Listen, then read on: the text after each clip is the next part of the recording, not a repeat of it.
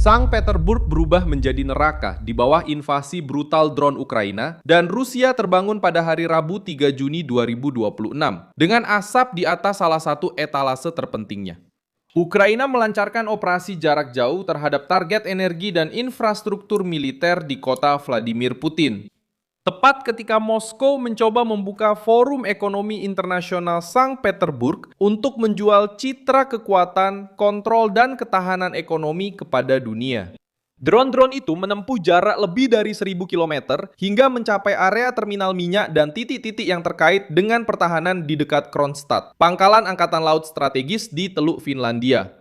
Sementara para pejabat, pengusaha, dan delegasi asing tiba untuk acara besar Rusia itu, ledakan, kebakaran, bandara yang terdampak, dan peringatan keamanan justru membawa perang ke dalam panggung yang ingin digunakan Kremlin sebagai propaganda. Apa yang ingin ditunjukkan oleh Ukraina? Mengapa menyerang Sankt Petersburg tepat pada hari forum?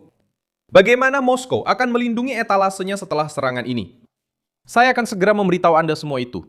Jika Anda suka konten yang langsung dan tanpa basa-basi seperti ini, pertimbangkan untuk berlangganan karena di sini ada video seperti ini setiap hari. Serangan itu terjadi pada dini hari sebelum kota mulai memasuki suasana resmi acara ekonomi tersebut. Menurut Volodymyr Zelensky, drone-drone Ukraina menyerang terminal minyak di Sankt Petersburg dan fasilitas militer yang terkait dengan wilayah Kronstadt. Jaraknya sangat mengesankan karena operasi itu tidak terjadi di dekat garis depan. Serangan itu mencapai barat laut Rusia, jauh dari Ukraina, di sebuah wilayah yang selama ini dianggap Moskow sebagai area belakang, pusat komando, dan wilayah bergengsi. Disitulah serangan ini menjadi sangat berarti.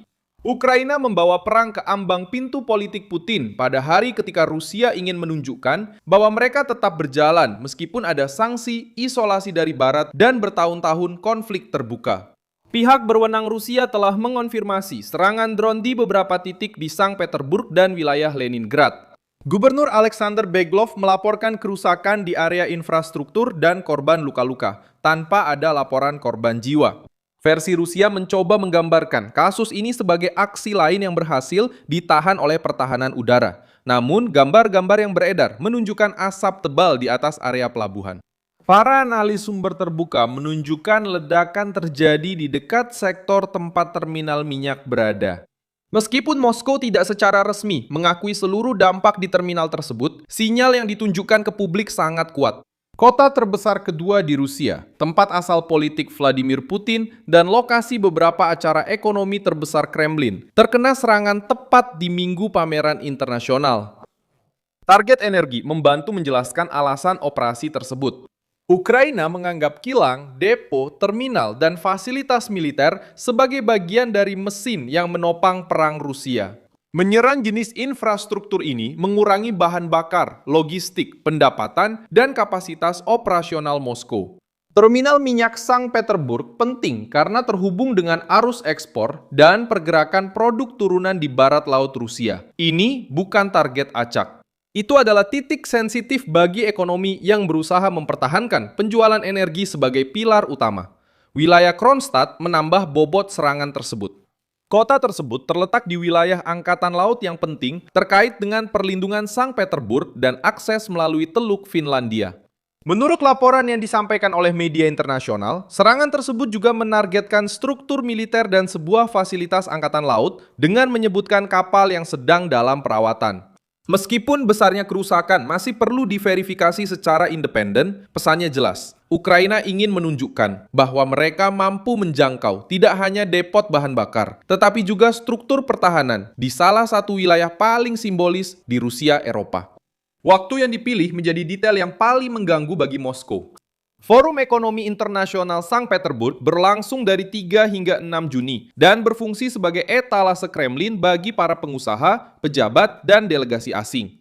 Rusia mencoba menggunakan pertemuan ini untuk membuktikan bahwa mereka tidak sendirian, bahwa mereka masih memiliki mitra, dan bahwa ekonominya tetap terbuka untuk kesepakatan di luar poros Barat. Namun, pembukaan tersebut disertai dengan asap di pelabuhan, gangguan di Bandara Pulkovo, dan peringatan keamanan. Citra yang ingin dikendalikan Moskwa langsung retak pada jam-jam pertama. Putin dijadwalkan berpidato di acara tersebut dalam beberapa hari ke depan, dan Kremlin harus membingkai serangan itu sebagai narasi perlawanan. Moskwa cenderung mengatakan bahwa Rusia telah diprovokasi, bahwa pertahanan udaranya berfungsi, dan bahwa ekonominya akan tetap bertahan. Tapi masalah bagi Putin adalah serangan itu terjadi di tempat yang salah, pada waktu yang salah, dan di hadapan khalayak yang salah. Itu terjadi di Sankt Petersburg, kota yang sangat terkait dengan biografi politik Presiden Rusia, dan terjadi saat pemerintah menerima tamu serta berusaha menjual citra stabilitas. Serangan itu juga menunjukkan kemajuan dalam logika perang jarak jauh.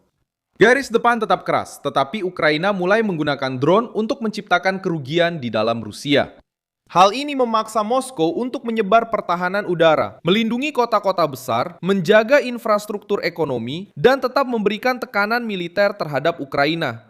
Setiap drone yang mencapai wilayah jauh memaksa Kremlin untuk menjelaskan bagaimana perang yang katanya mereka kendalikan bisa menembus lebih dari 1.000 km dan muncul di atas kota strategis. Persaingan sekarang bukan hanya soal wilayah, tapi juga soal persepsi kekuatan.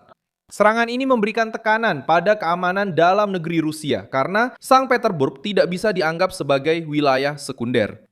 Jika drone bisa mencapai wilayah tersebut saat acara internasional, struktur lain di sekitarnya juga mulai dianggap rentan. Pelabuhan, bandara, pangkalan, industri, dan jalur energi harus beroperasi dengan kewaspadaan lebih tinggi. Hal ini menambah beban biaya perang.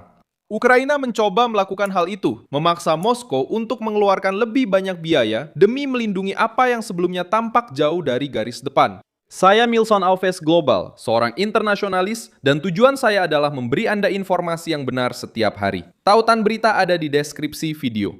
Beri like pada video ini, subscribe ke channel, dan di akhir, lihat komentar agar Anda bisa lebih terlibat dengan komunitas Milson Alves.